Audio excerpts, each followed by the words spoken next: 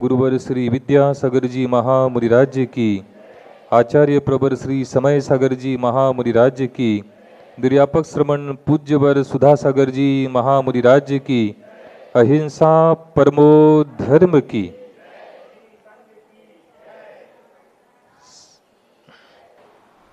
सर्वप्रथम जिज्ञासा है जयसिंहपुर चिंचवाड़ से मंगल पाटिल। उनकी जिज्ञासा है कि क्या जिज्ञासा समाधान करने से स्वाध्याय हो जाएगा? एक हमारे यहाँ 5 स्वाध्यायों में एक प्रश्ना नाम का स्वाध्याय आता है।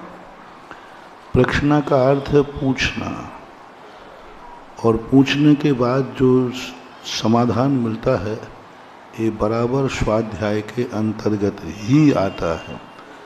और हजारों साल से यह प्रश्ना नाम का स्वाध्याय चर्चा करना, गोष्ठी करना, एक दूसरे से प्रश्न करना, ये सब स्वाध्याय के अंतर्गत ही आता है। मुजफ्फरनगर उत्तर प्रदेश से विजेता जैन। गुरुदेव के चरणों में कोटि कोटि नमोस्तु। महाराज श्री, मैंने और मेरे पूरे परिवार ने आपके प्रवचनों से प्रभावित होकर सच्चे देव शास्त्र गुरु शास्त्र के अलावा किसी भी देवी देवता को ना मानने का नियम लिया हुआ है। महाराज श्री, मेरी जिज्ञासा यह है कि मैंने एक दिगंबर मुनि के प्रवचनों में सुना कि इनको पूजना नहीं किंतु पूछना चाहिए। उन्होंने बोला इनको अल्प अर्घ देना चाहिए क्योंकि ये 6 आयतनों में आते हैं। कृपया जिज्ञासा का समाधान करें। ये गलत है, ये षड आयतनों में नहीं आते। यदि आप कहो कि ये मंदिर के अंग हैं इसलिए आयतन है, तो विमलनाथ भगवान का चिन्ह सूकर है, वो भी तो आयतन में आएगा। भगवान से अलग है कि इकट्ठा है? चिन्ह है। क्योंकि आप कहो कि मंदिर के अंदर ही इन झासन देवी देवताओं के स्थान होते हैं इसलिए आयतन है। यदि इनको आयतन मानते हो तो मंदिर के कितने अंग हैं जो आयतन? यदि आयतन मानते हो तो आयतन को अर्घ हो गया, उसमें सबको अर्घ हो गया, फिर अलग से क्यों चढ़ाना है? और अलग से चढ़ाते हो तो फिर भगवान के जितने चिन्ह हैं उनको भी अलग से चढ़ाओ। ओम ह्रीम विमलनाथ भगवान का चिन्ह जो है उसको अर्घ चढ़ाओ, एक अर्घ बनाओ उसका। तो ये बेहुंडे कुतर करने से को तुम लोगों को इतना सोचना चाहिए। मंदिर में तो क्या क्या चीज़ें हैं। एक सामूहिक मंदिर का अर्घ चढ़ गया। 9 देवताओं में मंदिर आता है, बराबर आता है। हम भी पीछे उठाकर नमस्कार करते हैं, दूर से मंदिर दिख जाता है। लेकिन जब मंदिर दिखा तो हमने मंदिर को नमस्कार किया। अब मंदिर के एक एक अंग को अलग अलग नमस्कार करें तो मंदिर में तो कितनी चीज़ें बनी हैं, उन सब चीज़ों को नमस्कार करो। देरी को नमस्कार करो, फिर एक खम्मे का अर्घ अलग बनाओ, फिर एक तोरण का अलग बनाओ, फिर एक वेदी का अलग बनाओ। अरे वेदी सिंहासन है, एक वेदी का अर्घ। ओम ह्रीम श्री जन्म जरा मित्र विनाशाय वेदिकायाम अर्घम। फिर कितने अर्घ बनाओगे?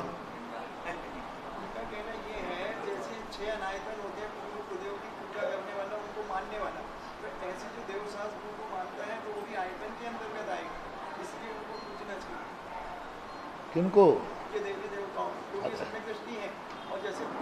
नहीं, वो आयतन बता रहे हैं कि वो आयतन के अंतर्गत आते हैं। आयतन की तो आयतन का अर्थ है चैत्यालय। उनका मानना यही है। हम 3 तरीके से बता देते हैं। पहला तो उनका कहना है कि चैत्यालय के अंतर्गत आते हैं, क्योंकि हमें मालूम है वो कहाँ से प्रश्न आते हैं, कैसे आते हैं।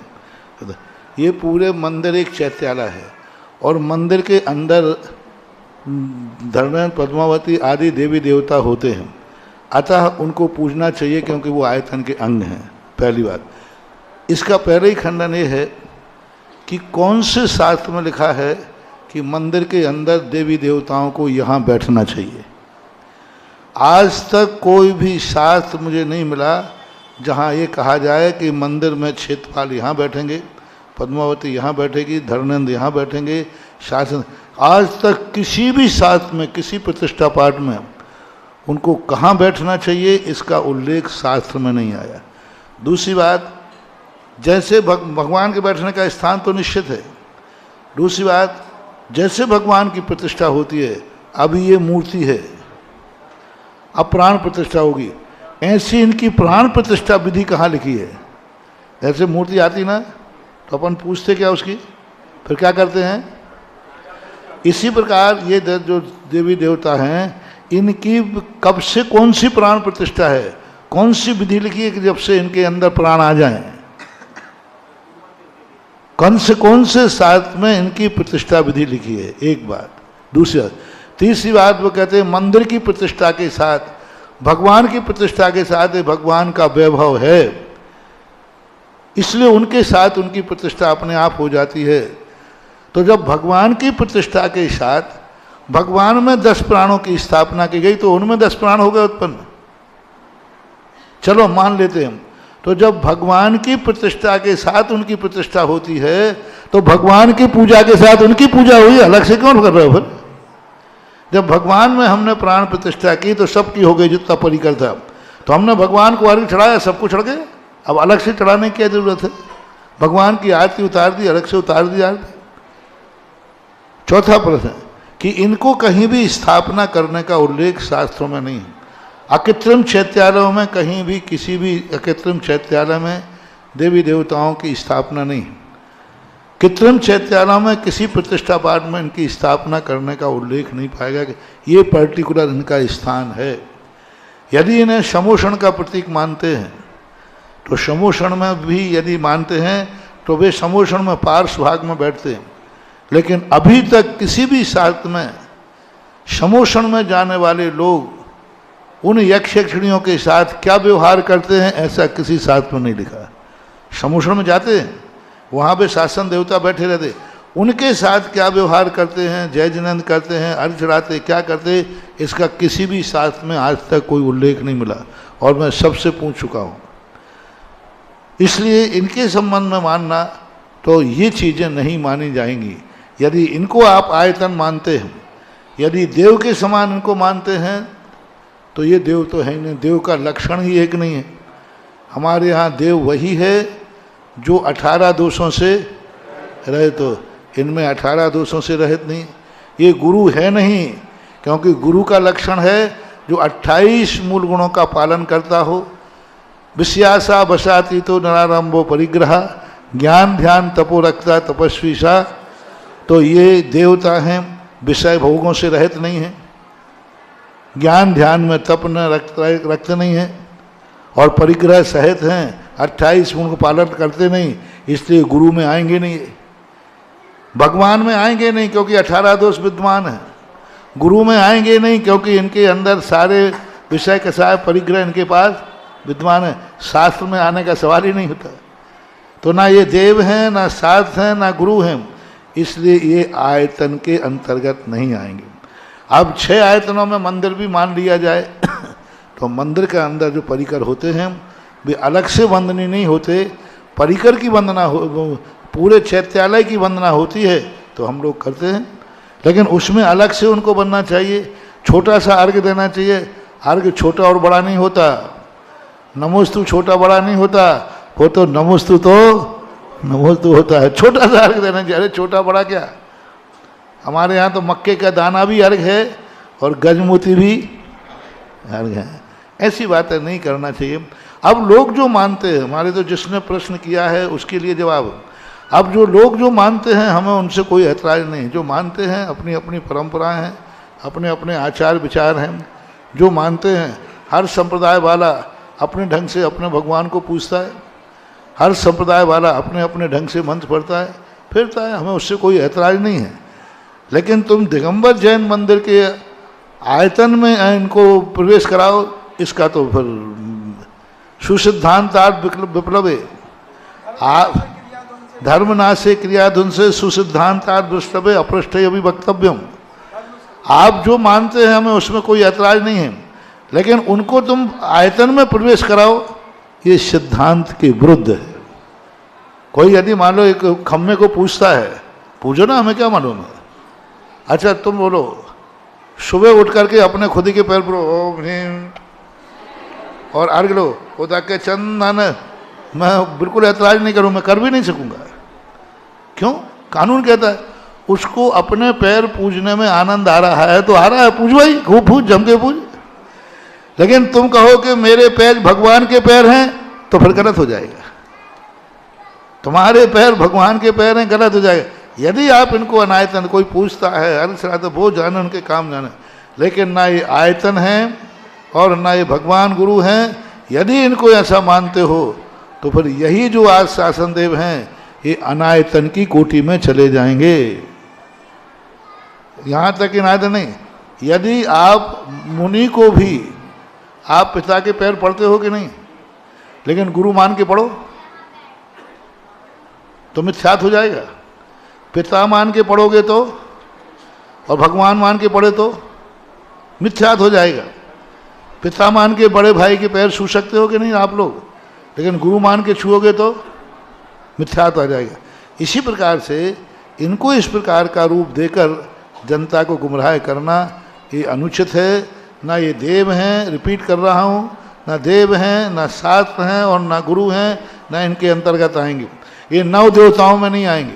नव देवताओं में चैत्यालय आएगा और चैत्यालय के अलग अलग अंग को यदि चढ़ाते हो तो फिर मैं विमलनाथ भगवान का उसको भी चढ़वाऊंगा, क्योंकि और मगरमच्छ भी है, कहाँ है पुष्पदंत भगवान, मकरी मछली भी है, बकरा भी है, हिरण भी है। अरे सारे त्रियंचों को बैठा लो और कहोगे अरे ये तो चैत्यालय का अंग है।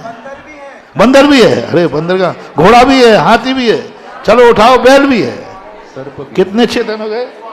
बैल है, हाथी है, घोड़ा है, बंदर है, कछुआ चकवा, शेर भी है, शेर भी बैठा नहीं अपन सारे, और सब सर्प भी तो है ही। तो कितने लोग गए? कैसा है? मतलब ऐसा नहीं करना चाहिए, ऐसा बिल्कुल नहीं करना। ये हैं बिल्कुल बाकायदा हैं, इसमें कोई संदेह, लेकिन है का अर्थ सभी पूज्य हैं। तो मंदिर में तो फर्श भी तो मंदिर में आएगा कि काय में आएगा? फर्श काय में आएगा? तो मंदिर फर्श का अलग घर बनाओ और छत का अलग घर बनाओ और खम्मा। ऐसा नहीं करना चाहिए, ये ठीक नहीं है। ये बिल्कुल भी आप अपना श्रद्धा न डिगाएं और इनको अनायतन में नहीं लेना है। लेते हो तो आपको भ्रमित किया जा रहा है। आयतन में नहीं लेना है और आयतन के अंतर्गत इनको मानना भी नहीं चाहिए। नमोस्तु महाराज जी, हम ये जानना चाहेंगे, इस श्रमण परंपरा को पुनर्जीवित करने का सारा श्रेय जाता है चारित्र चक्रवर्ती आचार्य शांति सागर जी महाराज जी को, और उसी श्रमण परंपरा में आचार्य ज्ञान सागर महाराज जी वे, जिनका कि संस्कृत साहित्य में विशेष अवदान रहा, और वह आचार्य ज्ञान सागर महाराज जी द्वारा लिखा गया जो संस्कृत साहित्य था, वो संस्कृत साहित्य अनुपलब्ध था, अप्रकाशित था। उस अप्रकाशित अनुपलब्ध साहित्य को प्रकाशित करने का या प्रकाश में लाने का सारा श्रेय अगर किसी को जाता है तो वो पूज्यवर सुधा सागर महाराज जी को जाता है। हम ये जानना चाहेंगे कि वह जो आचार्य ज्ञान सागर महाराज जी द्वारा लिखा गया संस्कृत साहित्य में विशेष जो उनका अवदान रहा, वह संस्कृत साहित्य आपको कहाँ से कैसे प्राप्त हुआ और उसको आपने प्रकाशित करने की विशेष प्रेरणा दी, उसके लिए कौन से प्रयास आपने किए, हम सभी ये जानना चाहेंगे। पूज्य गुरुदेव आचार्य महाराज सुनाया करते थे कि आचार्य श्री ज्ञान सागर महाराज जी, इतना उनका क्षोभसम तेज था कि वो बिना किताब लिए पढ़ाते थे। वो किताब नहीं लेते थे।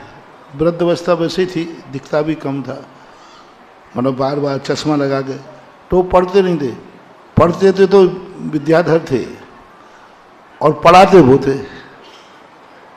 पढ़ते कौन थे और पढ़ाते वो थे, है ना। ये लाइन पढ़ते जाते थे और वो अर्थ बताते जाते थे। अष्ट सहस्री, तब मुझे लगा अष्ट सहस्री जैसा 10 बार पढ़ने पर भी अर्थ नहीं आए और एक लाइन सुना दो और महाराज सुना देते, तो हमारी श्रद्धा तो उनके ज्ञान के प्रति बहुत थी।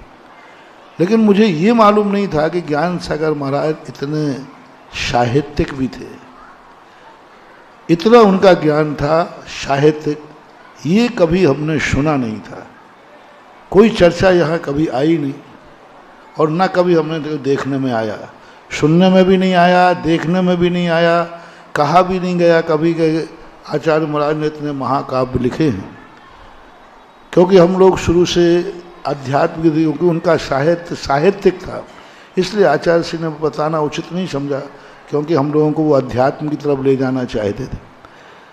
जब यहाँ से हमें राजस्थान की तरफ पूज्यवर ने आदेश दिया तो पदमपुरा के अंदर इतनी भयंकर गर्मी, पहली गर्मी थी राजस्थान की, हम लोग हिल गए। और इतनी भयंकर गर्मी, इतनी कि कुछ पूछो ही मत। वो तो अभी आते कि चने में जैसे भाड़ में चना डाल दो ना, दिन तो निकालना ऐसा मुश्किल पड़ता था, और शाम को धूल अलग उड़े वो रेत।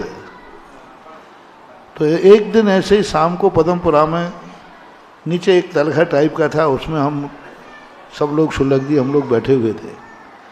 अब वो कहते ना कि समय कैसे निकालना, पढ़े तो पसीना पसीना टपके, तो वो कहते ना समय बिताने के लिए करना है कुछ काम, शुरू करो अंताक्षरी लेके प्रभु का नाम। तो हम लोगों ने देखा अब समय कैसे व्यतीत करें, तो एक अलमारी रखी हुई थी साथ की वहाँ, और वो ऐसी रखी हुई थी इकट्ठा। तो हम लोगों ने चलो इस शास्त्रों को अपन इकट्ठा व्यवस्थित कर देते हैं, और पुराने शास्त्र हैं इनमें कोई शास्त्र मिल जाएगा, कोई जनरल सामान। तो हम लोगों ने उन शास्त्रों को, ब्रह्मचारी संजय था तो उनसे सब शास्त्र उठवाए, टेबल पर रखवाए, और हम लोग एक एक करके बढ़ना। उसमें एक शास्त्र मिला आचार्य श्री का, छोटा सा किताब थी भक्ति संग्रह, तो उसमें लिखा था ज्ञान सागर। फिर 2-3 लिखा तो ज्ञान भूषण मिला, क्षुल्लक अवस्था क्षुल्लक ज्ञान भूषण। और फोटो देखी तो फोटो तो हमने देखी थी आचार्य जी, अरे ये तुमने ज्ञान सागर है। अब फिर अलमारियों खोजना शुरू किया, खोजते खोजते आचार्य से 14 ग्रंथ मिले।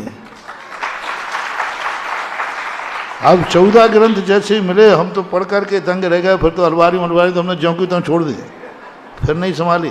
फिर तो ये ग्रंथ पढ़ना शुरू किया। जब आचार्य श्री को मैंने पढ़ा, आज इतना पुराना साधु, वृद्ध साधु 21वीं सदी से बात कर रहा है। मतलब उनके विचार 21वीं सदी का कैसा युग होगा, क्या होगा, ऐसी तर्कणाएं उनके ग्रंथों में मिली। और वो ज़्यादातर वो हरियाणा तरफ ग्रंथ छपे हुए थे, वहाँ पता किए मिल गए। फिर एक लिस्ट मिली उनके कि इतने ग्रंथ थे। अब वो ग्रंथ के लिए फिर मैंने जाकर सांगानेर में एक गोष्ठी की, और जब विद्वानों के सामने वो ग्रंथों की फोटो कापी रखी, अजैन विद्वान ने जो फटकारा जैन समाज को, तुम जैनियों को कभी माफ नहीं किया जाएगा। इतना बड़ा संस्कृत के साहित्यकार को तुम लोग मंदिरों में समेट के बैठे हो। अरे इतना बड़ा साहित्यकार ऐसे सारे विश्व की लाइब्रेरियों में स्थापित करो। टंडन जी थे बहुत बड़े साहित्यकार, उन्होंने बड़े विनय से कहा कि महाराज आप अपनी समाज के नाम पर नहीं, गुरु के नाम पर नहीं, हम साहित्य जगत आपसे प्रार्थना करता है कि ज्ञान सागर महाराज के सारा साहित्य सारी यूनिवर्सिटियों में भेजा जाए और सारी दुनिया को पता किया जाए 19वीं सदी में भी ऐसे संस्कृत के ज्ञाता हुए। फिर पहले अजमेर जाते ही हमने सबसे पहले उस चतुर्मास का अभियान ही एक ही था, आचार्य श्री का साहित्य का प्रकाशन करना। मैंने पूछा कि भाई जयोदय महाकाव्य किसी के पास हो, दूसरा कोई नहीं। पर एक दिन ब्यावर के लोग आए, बोले हमारे पास रखे हैं। कहाँ हैं? हमारी बोरा में भरे हैं। और बोरा में भरे हुए रखे थे ऐसे जैसे रद्दी रद्दी होती ना, और ला करके मेरे सामने ऐसे ऐसा बोरा खोले था, सब ऐसे गोली मारे मिले। मैंने कहा क्या दशा। उसी समय फिर वो साहित्य प्रकाशित हुआ, और प्रकाशित होने के बाद 24 ग्रंथ उनके बने, और 24 ग्रंथों को बनने के बाद फिर प्रकाशन आए। आज तो उनके 50 PhD हो गई। प्रत्येक साहित्य पर हमने गोष्ठी की, और गोष्ठी रख करके आज सब यूनिवर्सिटियों में पहुँचाया। और जब 1995 में गोष्ठी हुई, वहाँ पर कम से कम 125 विद्वान थे, जैन अजैन सब मिला कर, और सबने एक बड़ी उपलब्धि की। 800 साल पहले कवि हुए थे 3, उसे बृहत्त्रयी कहा जाता है, बृहत्त्रयी कहा जाता है। बृहत्त्रयी 3 संस्कृत के महाकाव्य थे। 800 साल के बाद किसी भी संप्रदाय में इतना बड़ा कवि नहीं हुआ कि उनके बराबर बैठा ना जाए। और 1995 में किशनगढ़ में सबने एक मत होकर के 800 साल से जो बृहत्त्रयी नाम चल रहा था उसका नाम कहा बृहत् चतुष्टयी। और चौथा ग्रंथ कौन सा जोड़ा? ज्ञान सागर महाराज का जयोदय महाकाव्य उसमें जोड़ करके इतिहास को पुनः जीवित किया। ये इनकी साहित्य की कहानी है। मैं तो बहुत उनके साहित्य को पढ़कर, और उन्होंने कॉलेज के लिए लिखा था, बनारस में पढ़ते थे, एक छोटी सी स्मृति में उन्होंने ये कार्य किया। उनके टीचर ने कहा कि साहब आप जैन साहित्य क्यों नहीं पढ़ाते? बोले जैनियों के है क्या, मात्र ये त्याग करना वो त्याग करना, चार पानी, इसके अलावा और क्या है, साहित्य तो है ही नहीं। तब महाराज ने उस समय लगभग होंगे वो 20-22 साल के होंगे, 25, उसी समय उन्होंने संकल्प कर लिया कि मैं जैन धर्म को साहित्य की रचना करूँगा। तो 5 साल का कोर्स था ये। उत्तम मध्यमा में दयोदय, कनिष्ठ उपाध्याय में, वरिष्ठ उपाध्याय में भव्योदय वो समुद्र चरित्र, और फिर 3 फर्स्ट ईयर सेकेंड ईयर शास्त्रीय, वीरोदय, सुदर्शनोदय और जयोदय। फर्स्ट ईयर का सुदर्शनोदय, सेकेंड ईयर में वीरोदय और थर्ड ईयर में जयोदय। ये पूरा एमए तक का कोर्स तैयार किया था आचार्य महाराज ने, और कोर्स बनाया था। अब वहाँ तो कोर्स नहीं चल पाया, लेकिन अब फिर मैंने जितना बन सकता था मैंने किया, और उनका तो बहुत अपरंपार है। महाराज ने प्रश्न आज पूछ लिया, कल भी उनका महिमा सुनना, क्या सुनने में आता है। महाकवि आचार्य ज्ञान सागर जी महाराज जो हम सबके गुरु के गुरु हैं, ऐसी भीषण गर्मी में भी आचार्य ज्ञान सागर महाराज जी ने, जिस समय आप दिन रात भोजन पानी करके भी तृप्त नहीं हो पाते हैं, ऐसे समय में उन्होंने उत्कृष्ट संलेखना पूर्वक समाधि मरण को प्राप्त किया। गुरु को हम क्या दे सकते हैं, ये सबसे बड़ा प्रश्न हमारे सामने है। गुरु ने तो हमको बहुत कुछ दिया, लेकिन हम गुरु को क्या दे सकते हैं? बस इतना ही है कि जो कुछ भी उपकार हमारे ऊपर उन्होंने किया है, उनके प्रति हम कृतज्ञता का भाव तो ज्ञापित कर सकते हैं। कल ऐसा ही एक पावन अवसर है, पूज्यवर बड़े महाराज जी निर्यापक श्रमण सुधा सागर महाराज जी के चरण सन्निधि में हम सभी बैठ करके आचार्य ज्ञान सागर महाराज जी का 51वां समाधि दिवस बड़े उत्साह उल्लास और उमंग के साथ मनाएंगे। इसलिए जितने लोग भी बैठे हैं, चूंकि महाराज जी ने कल हमको जिम्मेदारी दे दी कि इसका संयोजक महाराज जी को बना रहे हैं, तो अब मेरा भी कर्तव्य बनता है कि 10 वर्ष पूर्व सन 2013 में हमने दमोह में चातुर्मास किया था। तो दमोह वाले इतनी बात तो हमारी मान सकते हैं कि कल एक दिन के लिए मान लो बस, है ना, फिर हम परसों रहे न रहें कोई निश्चित नहीं है, लेकिन एक दिन के लिए तो मान लो कि जितने लोग यहाँ पर बैठे हैं बड़े उत्साह उल्लास और उमंग के साथ आचार्य ज्ञान सागर महाराज जी के प्रति अपनी कृतज्ञता ज्ञापित करने के लिए उनका 51वां समाधि दिवस महोत्सव बड़े उल्लास और उत्साह के साथ अपन यहाँ पर मनाएं, क्योंकि गुरु को देने के लिए हमारे पास यही आस्था और समर्पण की भावनाएं हैं। कल 51वां समाधि दिवस महोत्सव है और पूज्यवर बड़े महाराज जी ने जैसा निर्देश दिया है कि 51 जोड़ों के साथ पूज्य ज्ञान सागर महाराज जी की पूजन, 51 भाई लोग रहें, 51 दीपक के साथ उनकी आरती रहेगी, 51 बहनें रहेगी। अब ये कार्य आपका है, मैं तो मात्र यहाँ से आपको निर्देश दे सकता हूँ, शेष कार्य आपका है। कल जो प्रातः काल का कार्यक्रम है उसमें दोनों की प्रतिष्ठा का सवाल है, हमारी भी और आपकी भी। अब ये कार्य आपको संपन्न करना है, बस इतना ही आगे का कार्यक्रम। हमको उनके लिए दीपक जलाना है जिन्होंने हम सब के लिए आचार्य श्री जैसे दीपक को प्रदान किया। बोले गुरु नाम गुरु आचार्य श्री 108 ज्ञान सागर जी महाराज की, समस्त मुनि संघ की। ऑनलाइन जिज्ञासाओं के उपरांत आइए चलते हैं ऑफलाइन जिज्ञासाओं की ओर। और प्रथम जिज्ञासा कर रहे हैं सम्मानित श्री महेंद्र जी करुणा, तैयार रहेंगे श्री दूधेश जी सोगानी वास्तुविद। महाराज जी के सभी महाराजों के श्री चरणों में त्रैवार नमोस्तु और छुल्लक जी के चरणों में त्रैवार इच्छामि। महाराज जी, प्राय करके यह देखा गया है कि सभी मंदिरों में एक कुआं होता है और कुएं में सब कुछ व्यवस्था करने के बाद भी चूहा गिर जाता है। वो चूहा अनजाने में गिरता है और मालूम नहीं चलता है, और उसका प्रयोग लगभग अभिषेक में भी कुछ दिनों तक होता है और त्यागी वृत्ति लोग भी उस पानी का प्रयोग करते हैं। तो महाराज जी, हमारा शंका ये है कि अगर वो गिर जाता है तो उसको किस प्रकार शुद्धि की जाए और उसमें क्या दोष है। और दूसरा महाराज जी, सुबह 6 बजे सूर्योदय के समय अभिषेक करने में ज़्यादा पुण्य लगता है कि 9 बजे जो व्यक्ति जाता है उसको अभिषेक करने में ज़्यादा पुण्य लगता है? और देखो, प्रकृति अपना सब कुछ खुला रखती है। नदी हैं, कुएं हैं, तालाब हैं, इनमें जानवरों का मरना होता रहता है। कितना भी प्रयास करो, कहीं ना कहीं कोई ना कोई जानवर उसमें मरता ही है। चूहा भी मरता है, कबूतर भी मरते हैं, मछलियाँ तो मरती ही रहती हैं, कछुए भी मर जाते हैं। अनजाने में उसका कोई दोष नहीं रहता, क्योंकि प्रकृति ने उनके द्वारा की हुई दोषों को, उनके द्वारा की हुई साइड इफेक्ट को उसमें रहने वाले कीड़े ही खत्म कर देते हैं। अब यदि अपन को पता चल जाता है तो उन चीज़ों को निकाल देना चाहिए। निकालने के बाद फिर उनका कोई शुद्धिकरण की स्थिति नहीं होती, पर निकाल देना ही उनका शुद्धिकरण है। मालूम चलने पर उनको आप निकाल के और आप अपना उपयोग कीजिए, क्योंकि कुएं का, नदी नालों का ये पानी सदा शुद्ध रहता है, नया पानी पुराना आता रहता है।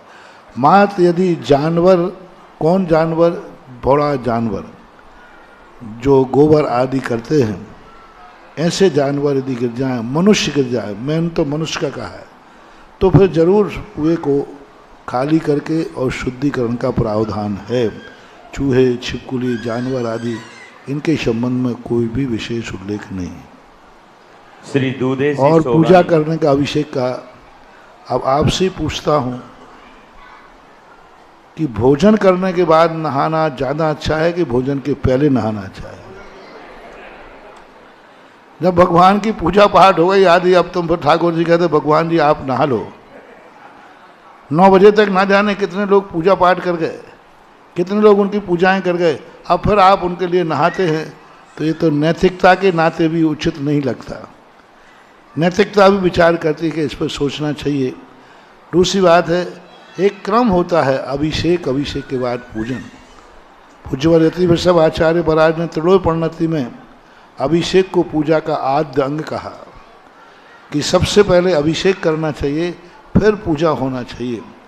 तो क्रम तो यही है कि सुबह सूर्य उदय के लगभग समय पर अभिषेक हो जाए, उसके बाद पूजा दिन भर भी चलती रहे तो कोई बाधा नहीं है। मार्ग यही है। फिर अब सबकी दादागिरी है, अपने भगवान क्या करें। जिज्ञासा कर रहे हैं श्री सोगानी जी, वास्तुविद तैयार रहेंगे। अखिल भारतीय महिला परिषद आदिनाथ शाखा यति बिहार के लिए इन्होंने 21,000 की राशि भी दी। नमोस्तु महाराज श्री। महाराज श्री, शास्त्रों में पढ़ा है कि तीर्थंकर भगवान का समाचरण जहाँ पर भी जाता है वहाँ सुभिक्ष हो जाता है, 6 प्रकार की ऋतुओं के फल एक साथ प्राप्त होने लग जाते हैं, हिंसा का अभाव हो जाता है इत्यादि। वर्तमान में महाराज श्री देखते हैं कि जहाँ भी आपके श्री चरणों का प्रवेश होता है, जहाँ आपके श्री चरण कमल पड़ते हैं, वहाँ पर महाराज जी एकदम से ही धन वर्षा होने लग जाती है, सारे शुभ कार्यों में सुगमता आ जाती है, सब प्रकार के लोगों का बैरभाव समाप्त हो जाता है। महाराज जी, ऐसा क्षेत्र में क्या पुद्गल वर्गनाओं में स्पंदन होता है आपके आगमन से, ये जिज्ञासा। ये तो बताना पड़ेगा महाराज जी।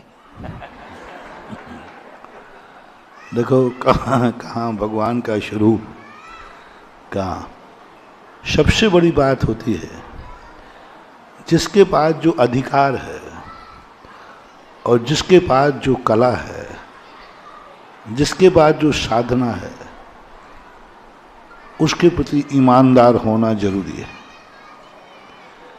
व्यक्ति सबसे बड़ा बेईमान स्वयं के प्रति होता है, सबसे बड़ा बेईमान अपने अधिकार के प्रति होता है, अधिकार का दुरुपयोग करता है।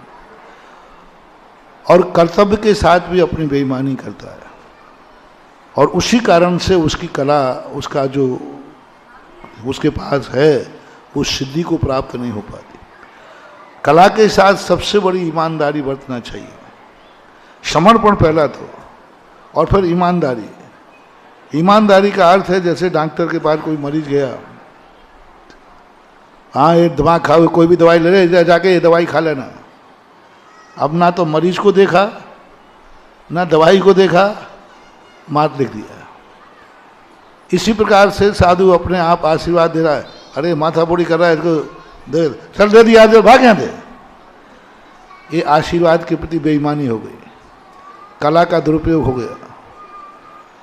तो अपनी साधना, जो कला जिसके पास है, उसके पास समर्पण होना चाहिए। अपने खुद के साथ बेईमानी नहीं होना चाहिए। मान लो मैं मुनि हूँ तो मुनि पद के साथ बेईमानी नहीं, क्योंकि मुनि पद मेरा खुद का है। अब इसके साथ यदि हम बेईमानी करेंगे, इसके साथ हम छल कपट करेंगे, हमारा अधिकार जो है उस अधिकार का हम दुरुपयोग करेंगे, तो हमें सिद्धि की प्राप्ति नहीं होगी, फिर हमारे कोई भी मतलब निकलने वाला नहीं। और यदि हम अपने खुद की कला के प्रति, खुद की ज्ञान के प्रति, खुद की साधना के प्रति ईमानदार हैं, तो फिर तुम्हें अतिशय करने की जरूरत नहीं होती। अतिशय किए नहीं जाते, अतिशय हो जाते। भगवान क्षयवृत्ति के फल लाते नहीं हैं, अपने आप आ जाते। तो जितना प्रभाव पड़ता है, प्रभाव पड़ा नहीं जाता। कई लोग माथा बोलते मेरा प्रभाव कब बनेगा, प्रभाव किया नहीं जाता, प्रभाव होता है। श्रद्धा जगाई नहीं जाती, श्रद्धा अपने आप जागती है।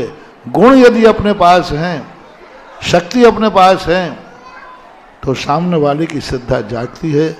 बस इतना ही कहूँगा, मेरे पास कुछ भी नहीं है, बस मेरा इतना जरूर है कि मैं जैन धर्म के प्रति और जैन देव के प्रति ईमानदार भक्त हूँ। जैन धर्म और जैनेन्द्र के प्रति ईमानदार भक्त हूँ, और वो मुझे मिले हैं, मैं उनसे कभी भी बेईमानी नहीं करूँगा। और उनके जो धर्म है, उनकी जो बताई बात है, उसके प्रति मेरा इतना समर्पण है। कितने भी कुतर्क करो, कितने भी कुछ करो, लेकिन मेरी श्रद्धा डगमगाने वाली नहीं है।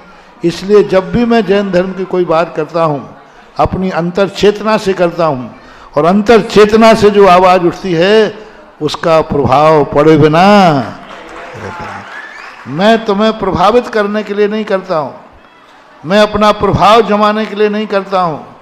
मेरा एक ही मकसद है कि जिनवाणी के अंदर जो जो लाइनें लिखी हैं, जो जो उसकी शक्तियाँ लिखी हैं, वे शक्तियाँ मैं घर घर तक पहुँचा सकूँ, बस ये भाव है।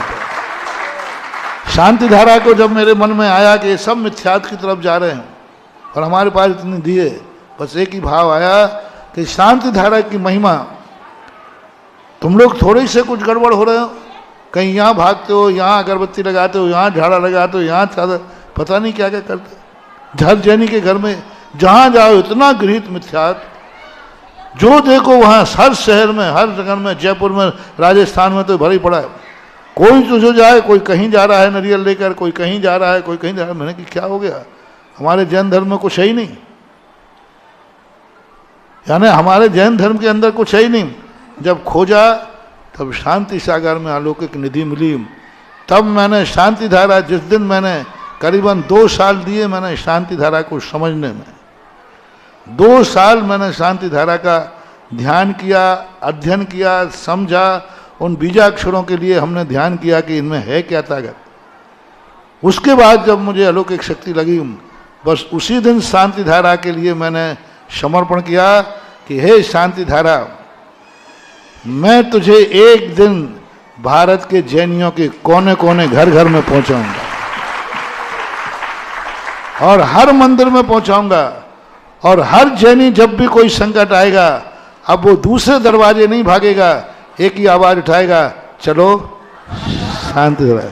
और आज मुझे गर्व है कि इस आवाज़, अंतर चेतना से निकली आवाज़ ने, जहाँ मैं नहीं गया हूँ, दक्षिण भारत में, सारे भारत में, आज जब भी कोई बात होती तो एक ही आवाज़ आती है, चलो शांति धारा करते हैं।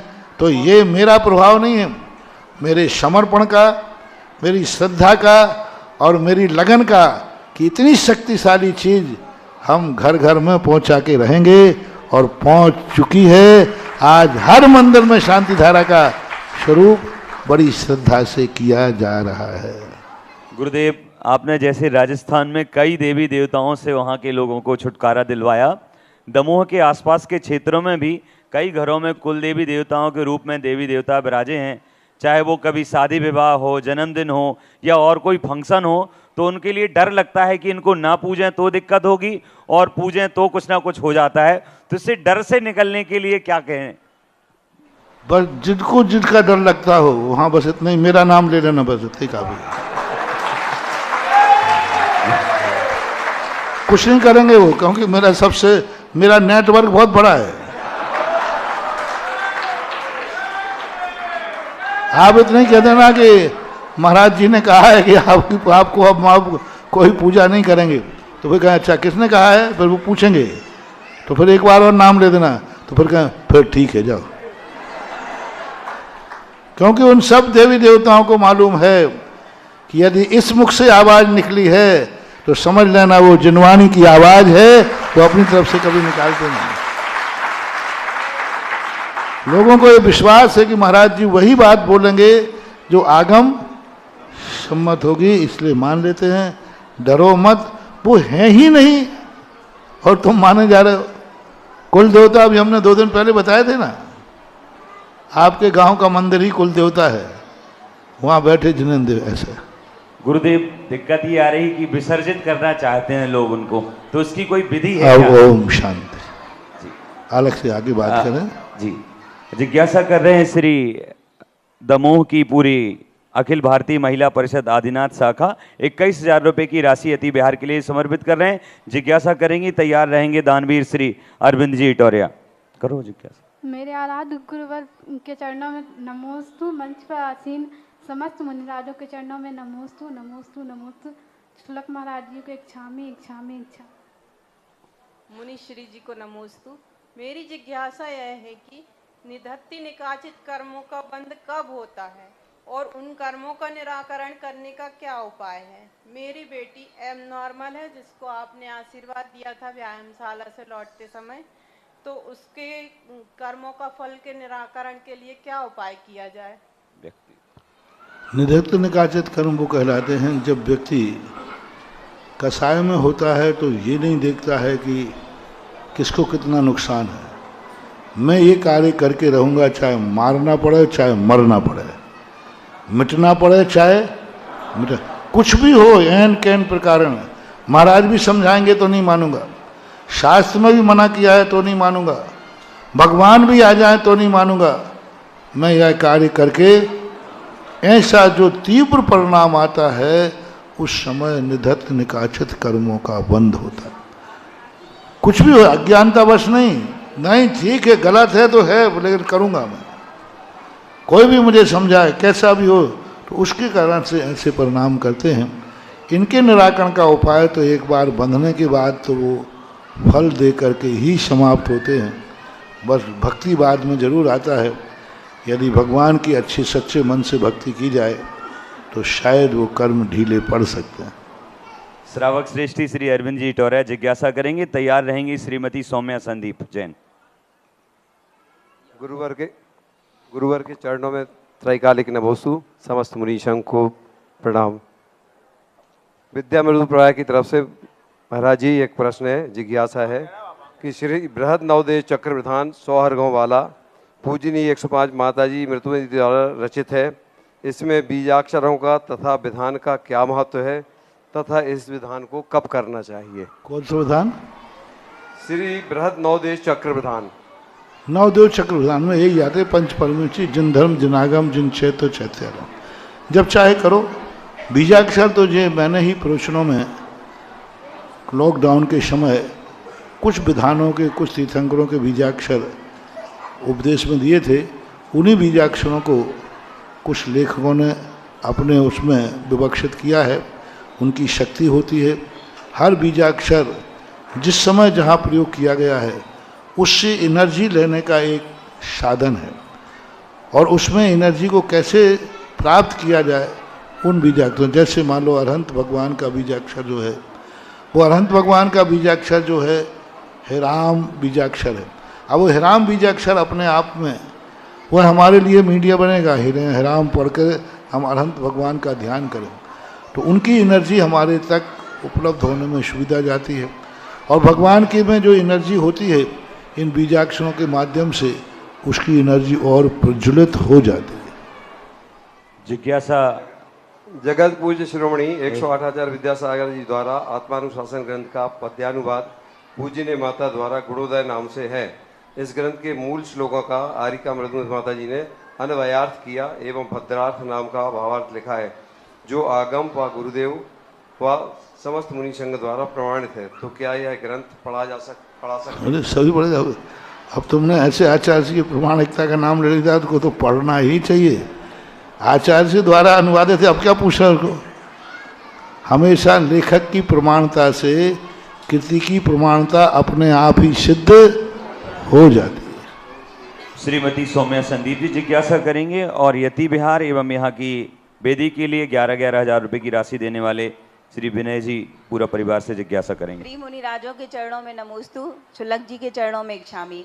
महाराज जी, मेरी जिज्ञासा यह है कि जब परिवार में बच्चे छोटे होते हैं और पारिवारिक जिम्मेदारियां ज़्यादा होती हैं तो उनका निर्वहन करते हुए हम आहार विहार आदि धार्मिक कार्यों में अपना सहभागिता नहीं दे पाते, तो उस समय हमें धर्म को ज़्यादा प्राथमिकता देनी चाहिए कि अपनी जिम्मेदारियों और कर्तव्यों को।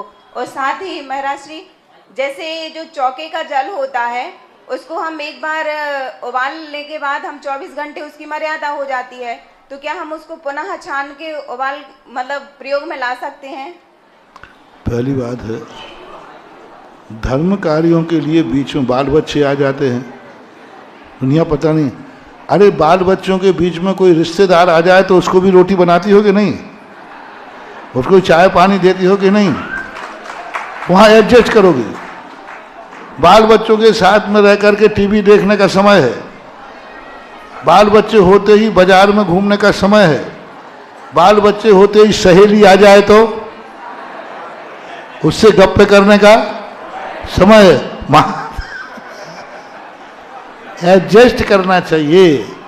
संयुक्त परिवार का यही तो लाभ था कि संयुक्त परिवार में ये होती थी कि भाई एक साथ सब रह रहे हैं, छोटा बच्चा है, जब तक सासू संभालेगी तब तक बहू मंदिर के दर्शन कराएगी, जब तक सासू संभालेगी तब तक वो आज महाराज को हार दे लेगी, और फिर बहू दे के आ जाएगी तो सासू को भेज देगी। तो संयुक्त परिवार जब रहते थे तो सबसे बड़ी ये बाधा बन रही है एकल परिवारों में। आज भी संयुक्त परिवार जहाँ हैं वहाँ ये समस्याएं नहीं आती हैं, क्योंकि कोई ना कोई बारी बारी से उसको संभाल लेता है और व्यवस्था बन जाती है। यति विहार और मंदिर की वेदी के निर्माण में 11,000 की राशि प्रदान करने वाली श्रीमती आरती अनीता जी आर.के. जैन दुर्ग बालय, उनकी तरफ से जिज्ञासा कर रहे हैं ब्रह्मचारी विनय जी। तैयार रहेंगे श्रीमती ऊषा जी। हे निर्यापक श्रवण मुनि पुंगव, समस्त मुनिराज शुल्लक महाराज के लिए क्रमशः नमोस्तु इच्छामि। हे गुरुदेव, जब हम धर्म सभा में आते हैं तो हमें आपके द्वारा मार्गदर्शन मिलता है, उपदेश मिलता है कि मोह माया धोखा है, त्याग कर लो मौका है, जगत में भूलो ने यार दगा है। जैसे ही हम घर पहुंचते हैं तो हमें रिंगटोन सुनाई पड़ती है, अपने तो अपने होते हैं। हम वहाँ विचलित हो जाते हैं, लेकिन देखा जाता है कि भाई बहन सब स्वार्थ के मीत हैं। भाई अपना मकान हड़पने या राशि लेने, बहन राशि के लिए, सब ऐसा संसार में देखा जाता। तो हे गुरुवर, जिए तो जिए कैसे, समाधान दो। तुम्हारी दृष्टि में अच्छा क्या है? राग द्वेष धोखा है, धक्का मारो मौका, ये अच्छा है कि घर जाकर के राग द्वेष करना अच्छा है? घर त्यागना अच्छा है महाराज जी, लेकिन थोड़ी फंसे हैं। नहीं, दोनों में से अच्छा क्या है? त्याग करना, धर्म अच्छा है। तो फिर वहां जाते क्यों? तो अब इसलिए हाँ, जो दीपक कुएं बड़े, जब तुम्हें ज्ञान है, जब तुम्हें ज्ञान है कि वहां जाकर राग द्वेष होता है तो फिर वहां जाओ मत, और जाओ तो इतना संभल के जाओ कि वो राग द्वेष तुम्हें प्रभावित न कर पाए।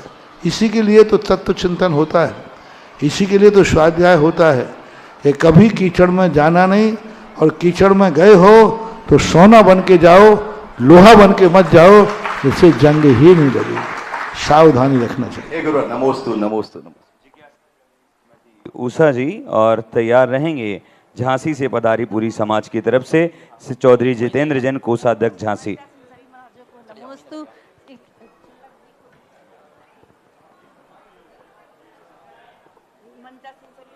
को नमोस्तु। छुल्लक जी को इच्छा में।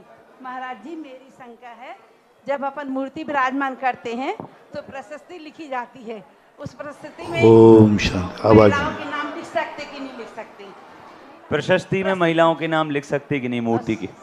अब वो इसलिए नहीं लिखते हैं क्योंकि फिर लोग अधिकार कानूनन दर्जे, हमने मूर्ति बैठा ली तो हम अभिषेक भी करेंगे, मूर्ति हमारी है, तो कानून कहता है कि जब उसका नाम लिखा है तो अभिषेक करने में क्या बाधा है।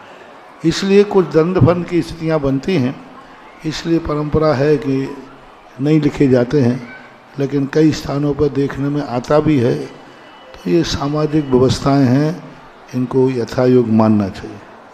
झांसी से श्रीफल भेंट करने आई है समाज, जिज्ञासा करेंगे उनकी तरफ से श्री जितेंद्र जैन, कोषाध्यक्ष पंचायत झांसी, और तैयार रहेंगे इसके बाद बेगमगंज की समाज।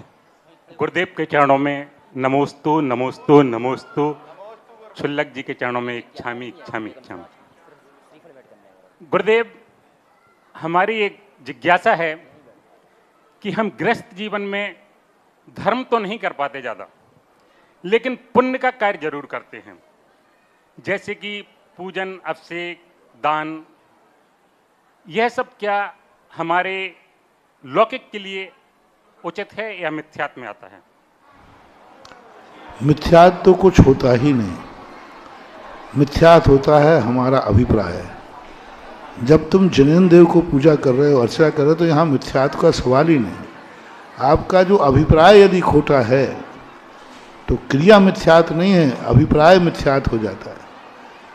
यदि आप मात्र संसार के लिए ही कर रहे हो तो मिथ्यात्व की कोटि में आएगा, संसार के लिए भी कर रहे हो तो सराग भक्ति में आएगा, मिथ्यात्व में नहीं आएगा। गृहस्थ के लिए पूजा पाठ आदि सब क्रियाएं धर्म के साधन हैं, धर्म तक पहुंचने के रास्ते हैं। इन्हीं के माध्यम से व्यक्ति धर्म तक पहुंचता है, और यही धर्म को कारण में कार्य का उपचार करके इनको ही धर्म कहा जाता है। इसलिए षड आवश्यक में सबसे पहला आवश्यक कहा देव पूजा, गुरु उपास्ति, स्वाध्याय संयमस्तपा, दानम चेति ग्रस्तानाम, षट कर्माणि दिने दिने।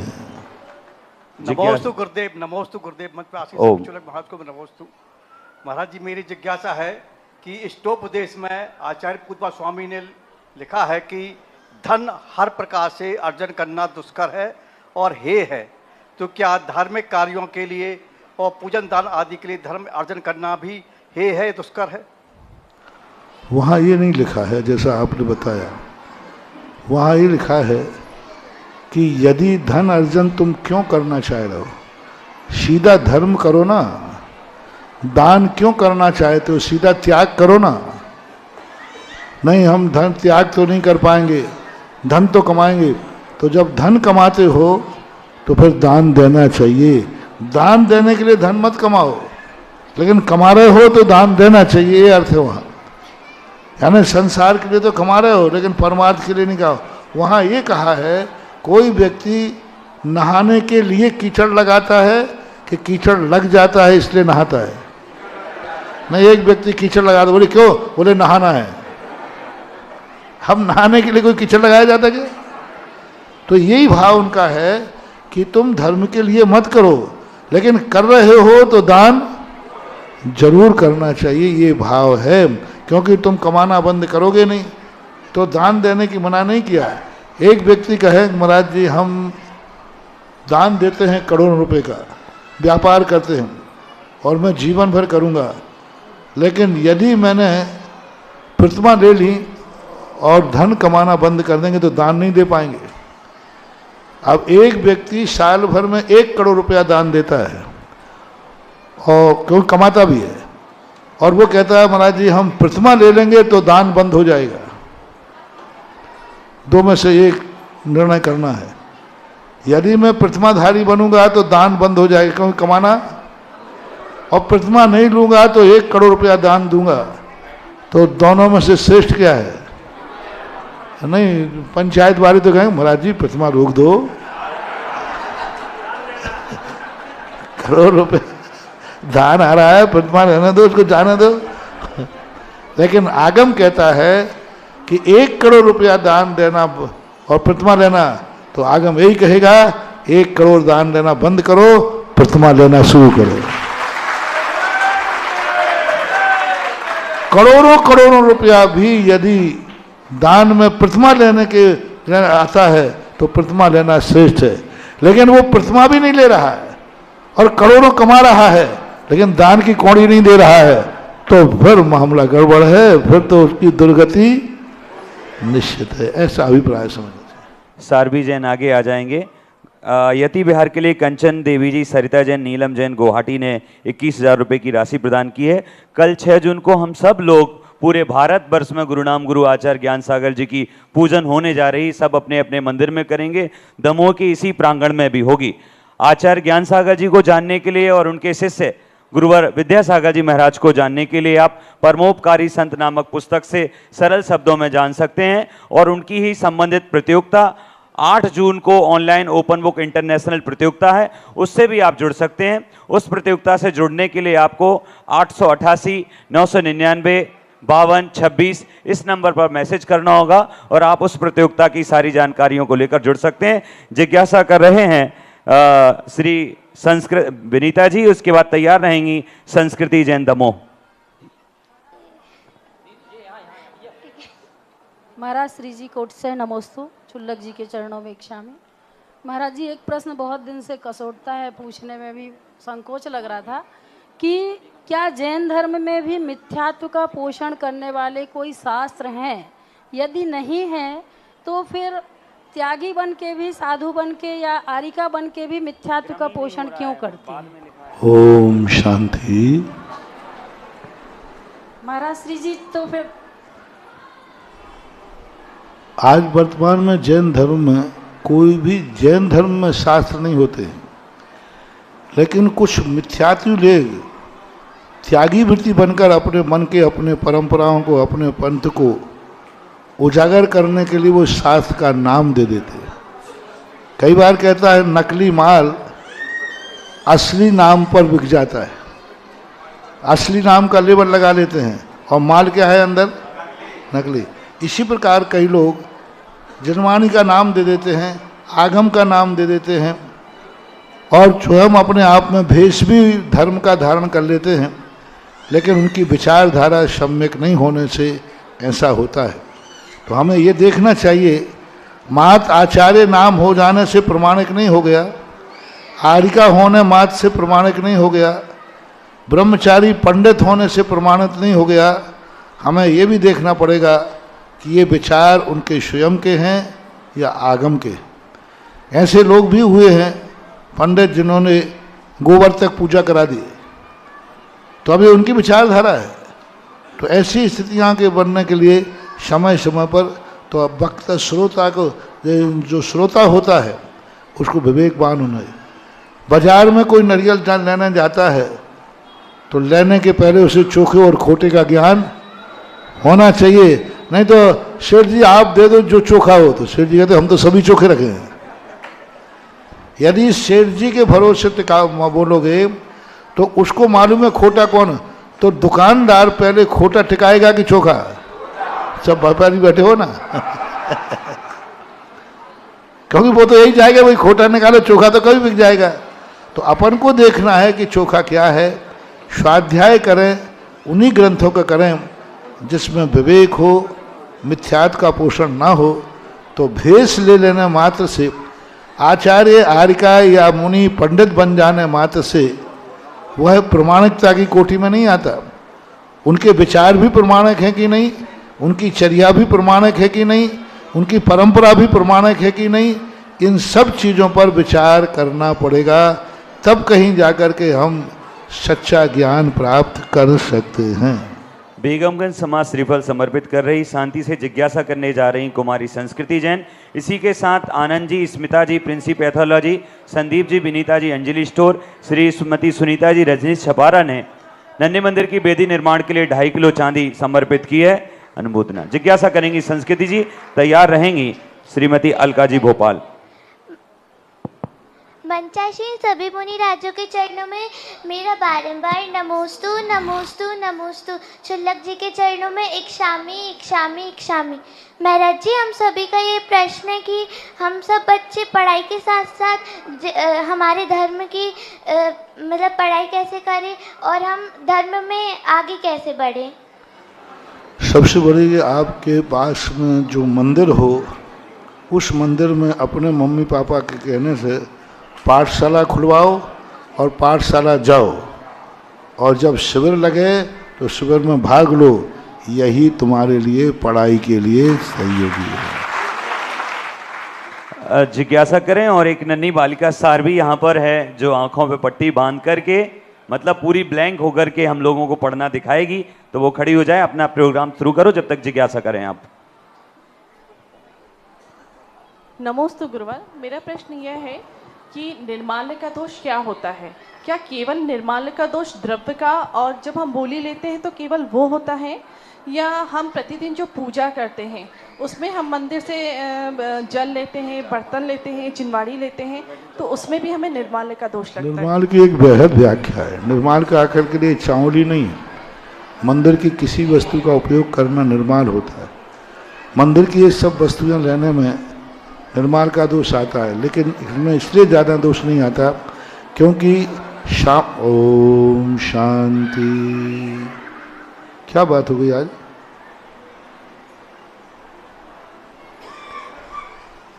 क्या बोल रहा था? अच्छी बात नहीं है। देखो, कोई पता नहीं कौन सा वाक्य निकलने वाला हो और तुम लोग डिस्टर्ब कर देते हो। तो ये चीज़ें जब मंदिर में रखी जाती हैं, चिटाई आदि, तो रखने वाला भी सबके उपयोग के लिए ही रख रहा है, इसलिए उसमें आपको दोष। जैसे आपने ये फर्श बिछाया, कमेटी ने किसके लिए बिछाया? इसलिए कोई दोष नहीं है, लेकिन फिर भी थोड़ा बहुत दोष लगता है। इसलिए मंदिर में तुमने छटाई का उपयोग किया, पैर भी धोए, फर्श को भी घिसा, पंखा भी चलाया, इसलिए मंदिर में जाने के बाद निकलने के पहले गुल्लक में कुछ ना कुछ डाल देना चाहिए। सारे दोष गुल्लक रखे इसलिए जाते हैं, गुल्लक पैसे इकट्ठा करने के लिए नहीं रखे जाते हैं। मंदिर का मैंने उपयोग किया है, इसलिए मंदिर में निर्माल का दोष न लगे, इसलिए गुल्लक में प्रतिदिन कुछ ना कुछ डालना चाहिए। प्रतिदिन लोग समझते हैं गुल्लक तो बाहर के लोग आवे उनके लिए रखी गई है।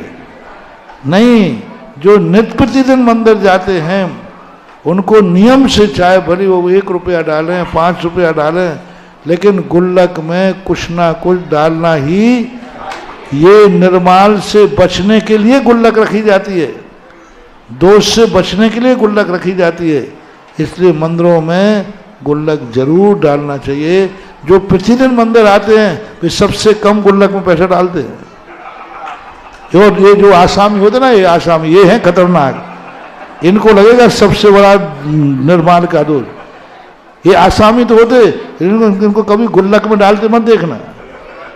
हाँ, जब पांडड़ी होती है सब बैठ कर बैठते हैं तब तो देते हैं, लेकिन जो मंदिर का नित्य उपयोग करते हैं उनको प्रतिदिन मंदिर में कुछ ना कुछ डालना चाहिए। आसामी हो तो तुम्हारा मंदिर तुम्हारी भपौती नहीं हो गया। व्यवस्था के लिए आसामी हो, ना कि उनकी वस्तुओं का उपयोग करने के लिए आसामी नहीं। गुरुदेव, 8 कर्मों में एक कर्म है दर्शनावणी, पता नहीं ये कौन से कर्म का क्षयोपसम है। आंखों पे बालिका पट्टी बांधे हुए है, उसको कुछ दिख नहीं रहा है सामने, पर पुस्तक के अक्षर लिखे हैं। अभी संस्कृत की पुस्तक थी तो कह रहे इसको पढ़ने में समस्या होती है, तो हिंदी की परमोपकारी पुस्तक दी है, बेटा पढ़ के बताओ। किसी राष्ट्र की उन्नति उसकी नियतों पर निर्भर करती है। 1 मिनट, इसका पेज पलट देते हैं। मैं कोई भी अपने मन से पेज निकाल देता हूँ। ठीक है, मैंने अपने मन से ये निकाला। अब पढ़िए बेटे। शुरुआत से। हाँ, शुरुआत से। हुए भी विभिन्न अंग्रेजी दवाइयों का सेवन कर हिंसा में सम्मिलित होते। एक लाइन और पढ़वाते हैं आचार्य श्री जी के। ये कला जो है बच्चों में बहुत टैलेंट कला होती है और बहुत अच्छे तरह 4 महीने की पढ़ाई के बाद इसके पास एक कला आई है। कोई गॉड गिफ्ट मत समझना इसको, कोई देवता मत समझना। इसने 4 महीने अध्ययन किया है इस विद्या का और 4 महीने के अंदर एक कला आ गई कि बिना आंख बंद करके भी पढ़ सकती है। कलर भी बता देगा ये कि कौन से कलर है पुस्तक पे। हाइकू एक जापानी छंद है जिस तेरी 2 आंखें तेरी और 1000 सतर्क हो जा, भलाई कहाँ अशांत दूत मैं सो प्रशांत बनो। बहुत अच्छे बेटे। गुरुदेव, ये जिज्ञासा है हम सबकी कि कौन से कर्म का क्षयोपम है, ज्ञानावर्णी या दर्शनावर्णी? इसमें हमारे यहाँ दर्शनावर्णी में 2 भेद आते हैं, एक चक्षु दर्शन और अचक्षु दर्शन। अचक्षु दर्शनावर्णी कर्म का ये क्षयोपम विशेष माना जाता है। चक्षु के बिना भी पढ़ना आना ये अचक्षु दर्शनावर्णी कर्म का क्षयोपम है। हमारी समाज की भावना है कि 8 तारीख को होने वाली परमोपकारी संत की प्रतियोगिता की ब्रांड एम्बेसडर गुरुवर आपके साथ साथ ये भी बालिका रहेगी, प्रचार में ये सहयोग रहेगी। जिज्ञासा करेंगी श्रीमती चंदा जी और तैयार रहेंगी श्रीमती ममता जी पलंदी। इन गुरुओं के मंचासीन गुरुओं के चरणों में कोटिशा नमोस्तु नमोस्तु नमोस्तु इच्छामि महाराज जी। हे गुरुदेव, विदेह क्षेत्र में कौन से मनुष्यों का जन्म होता है और हम जैसे संसारी प्राणियों का को विदेह क्षेत्र में जन्म लेने हेतु क्या पुरुषार्थ करना चाहिए तथा छठवें काल दुष्मा काल में जन्म ना हो हम लोगों का, उसके लिए क्या पुरुषार्थ करना चाहिए?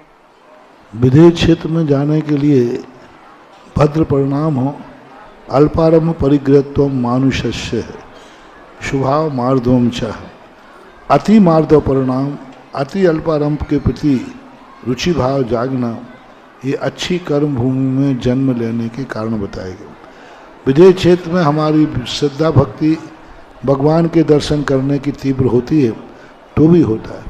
हालांकि विदेह क्षेत्र से मनुष्य जाने में मिथ्यात्व पूर्वक ही जाना पड़ता है, इसलिए शास्त्रों में इसकी बड़ी प्रशंसा नहीं है, लेकिन जाए जा सकते हैं। और छठे काल में जन्म नहीं लेने का सबसे बढ़िया साधन है कि अपने जीवन का सम्यक दर्शन प्राप्त करो, सच्चे देव साधु पर श्रद्धान करो और व्रत लेकर के जीवन का अंत करो, छठे काल में जन्म नहीं होगा। अंतिम जिज्ञासा कर रही श्रीमती ममता जी पलंदी, इसके बाद आरती। गुरुजी, मेरी यह शंका है कि क्या गति और मति एक दूसरे के पूरक हैं और महाराज जी गति बंद के अनुसार मति काम करती है या मति के अनुसार गति बंद होता है? कृपया मेरी शंका का समाधान करें।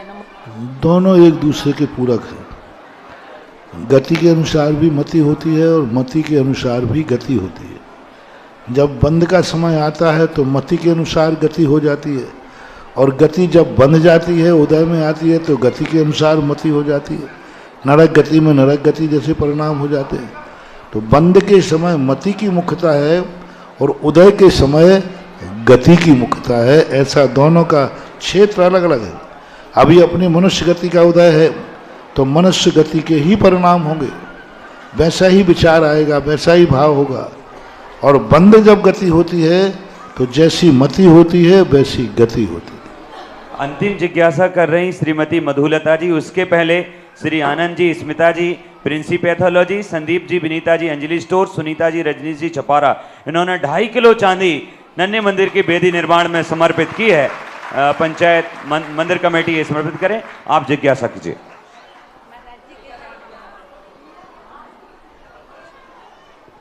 महाराज जी के चरणों में नमोस्तु, छुल्लक जी के चरणों में इच्छामि इच्छामि इच्छामि।